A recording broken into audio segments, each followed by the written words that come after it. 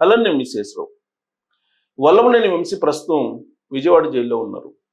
ఆయన్ని పోలీసు కస్టడీకి ఇస్తూ ఎస్సీ ఎస్టీ అట్రాసిటీ కేసులు విచారిస్తున్నటువంటి కోర్టు సంచలనమైనటువంటి నిర్ణయం తీసుకుంది. 3 రోజుల పాటు ఆయన్ని పోలీసు కస్టడీకి ఇచ్చేందుకు కోర్టు అనుమతించింది. ఒక అడ్వకేట్ పక్కనే పెట్టుకొని విచారించాలి అనేటువంటి ఒక కండిషన్ పెడుతూ ఈ మేరకు నిర్ణయం తీసుకుంది.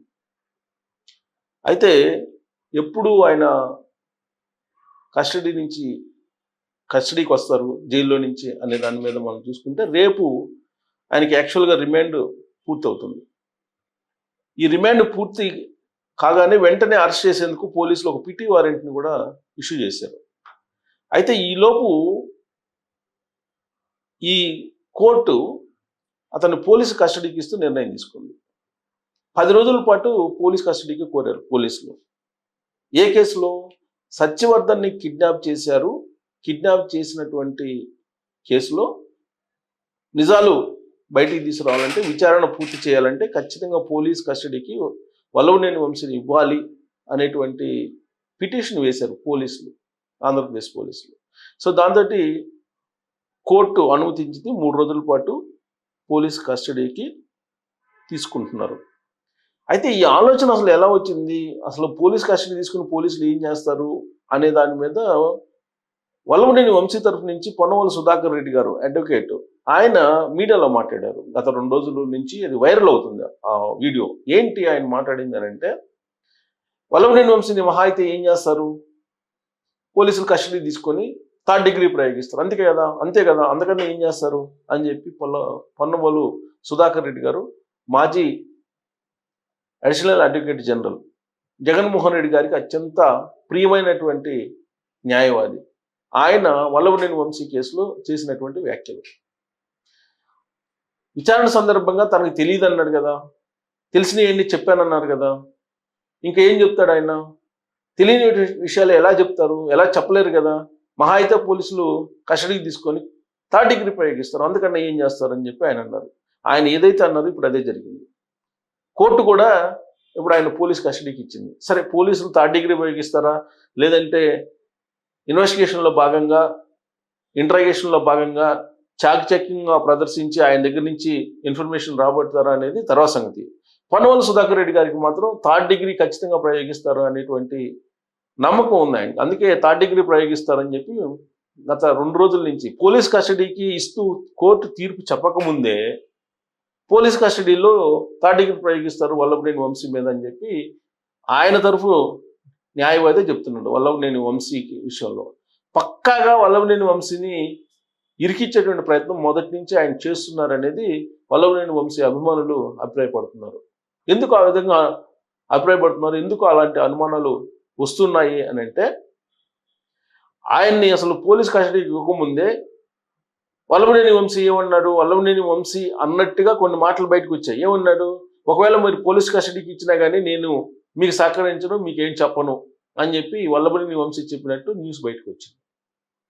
అంటే అసలు పోలీసు కస్టడీకి పిటిషన్ వేయడానికి ముందే ఆయన చేత అలాంటి మాటలు చెప్పించాడంటే, వ్యూహాత్మకంగా ఈ కేసులో వల్లభనేని వంశీని మరిన్ని రోజులు జైల్లో ఉంచడం, లేదంటే 3rd డిగ్రీ ప్రయోగించమని చెప్పి ఇండైరెక్ట్గా చెప్పడమో చేస్తున్నారు అనేది వల్లభనేని వంశీ సంబంధించినటువంటి అభిమానులు భావిస్తున్నారు.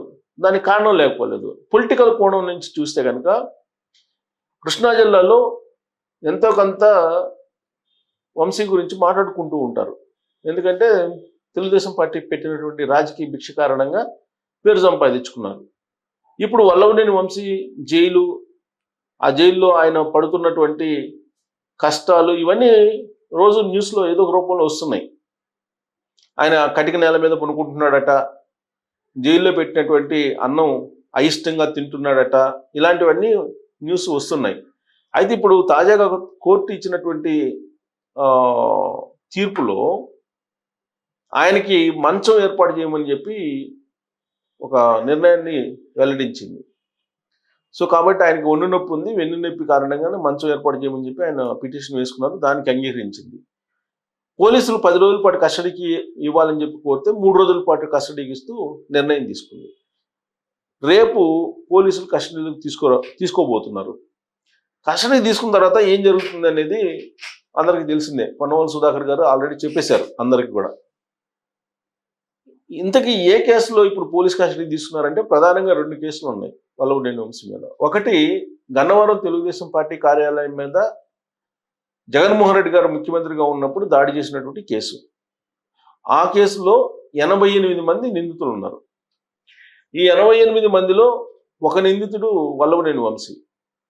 అయితే విచిత్రమైనటువంటి పరిణామం ఏంటంటే గన్నవరం తెలుగుదేశం పార్టీ ఆఫీస్ మీద దాడి చేశారని చెప్పి కంప్లైంట్ చేసినటువంటి సత్యవర్ధన్ అనే అతను అకస్మాత్తుగా యూటర్న్ తీసుకొని ఆ ఆఫీస్ మీద దాడి చేసినప్పుడు అసలు నేను లేను ఆఫీస్లో, నా చేత బలవంతంగా పోలీసులు ఆ ఫిర్యాదు చేయించారు, సంతకం పెట్టించుకున్నారు అని చెప్పి కోర్టులో జడ్జికి ఒక వీడియో అలాగే అఫిడవిట్ ఇచ్చారు సత్యవర్ధన్ అనే అతను. ఇవ్వడంతో ఒక్కసారిగా పోలీసులు షాక్ అయ్యారు. ఏం జరుగుతుంది అనే దాని మీద ఆరాధిస్తున్నటువంటి సమయంలో సత్యవర్ధన్ తల్లి, సత్యవర్ధన్ బ్రదర్ ఇద్దరు పోలీసుల్ని ఆశ్రయించారు. సత్యవర్ధన్ని కిడ్నాప్ చేశారు వల్లభనేని వంశీ అనే టీం. సత్యవర్ధన్ని బెదిరించి పిటిషన్ వెనక్కి తీసుకునేలాగా చేశారు అనే ఒక కంప్లైంట్ ఇవ్వడం జరిగింది. ఆ కంప్లైంట్ని బేస్ చేసుకొని వల్లభనేనితో పాటు ఒక 6గురిని గుర్తించి కిడ్నాప్కి సంబంధించి సత్యవర్ధన్ కిడ్నాప్ చేశారు, అతన్ని బ్లాక్మెయిల్ చేశారు అనే విషయాన్ని పోలీసులు గ్రహించి వల్లభనేని వంశీని హైదరాబాద్లో అరెస్ట్ చేశారు.